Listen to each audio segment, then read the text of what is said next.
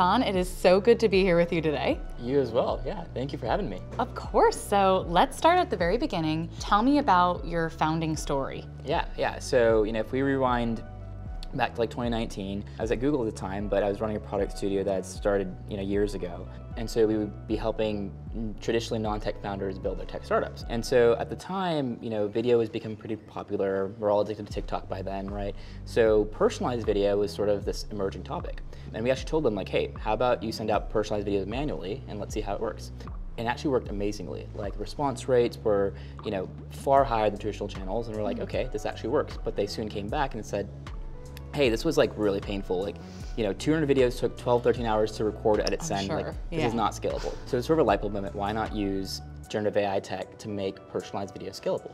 So very cool. So then walk me through, if I'm a company today trying to use your technology, how does it work? Yeah, so it's super simple. So it's really, you can at home, you can be on your computer, you give us 2 minutes of data where, you basically read off a script that we give you, and then we're able to create a really high quality AI clone of you. And so that's pretty much it. We'll clone your voice and your face so that you can then send thousands of personalized videos at the same time it would take you to record and send just like a couple. Wow. Who are your customers and who's your target market? Yeah, so we focus on sales and marketing teams today. So our customers include like Salesforce, Ramp, and then a couple of really awesome ones as well. The Chainsmokers are also one of our customers. Ooh. So super awesome group. And yeah, we typically target sales and marketing teams that are looking to scale out their outreach. So it might be, a sales marketing team that's using like their CEO to send out thousands of like thank you videos, or maybe the salesperson reaching out. And so that personal touch, it goes a pretty long way. How do you look at, the new legislation that may be brought into place or ethics as you're thinking about how to scale your company?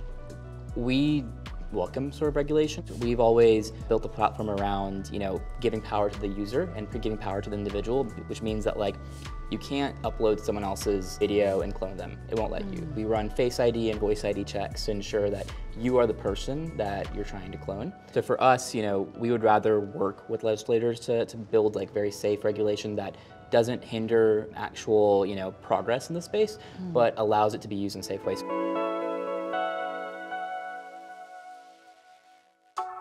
Now talk to me about how your sales growth has gone from inception to right now. What have you been seeing? Yeah, so we officially launched, we were sort of stealth and beta for all of 2022. So then we finally launched towards the end of January of 23, and the growth's been incredible. We've grown 20-30% month over month. We exceeded $1 million of revenue probably towards the middle half of this year, and are on track to end right around $2 million of revenue.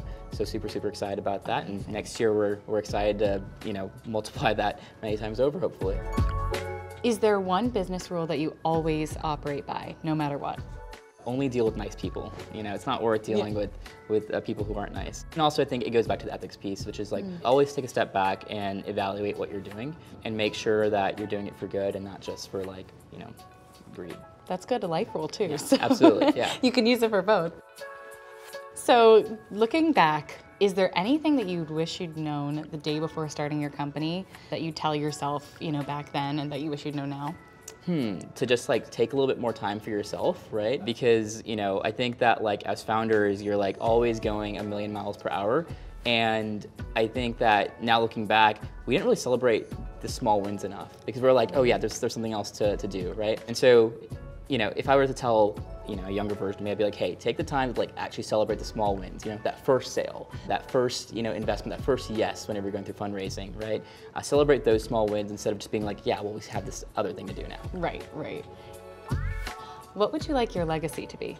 If you ask like overall, I think what I'd like my legacy to be is just like leaving the world a little bit better than I found it, and also just like, putting more smiles on people's faces, right? I think that like that's what I really love about Tavus is like when people get that first video, whenever like a fan gets outreach from someone they really care about and they're happy, right? Delivering moments of joy. So if I can do that over the course of my entire life, I think it's pretty good.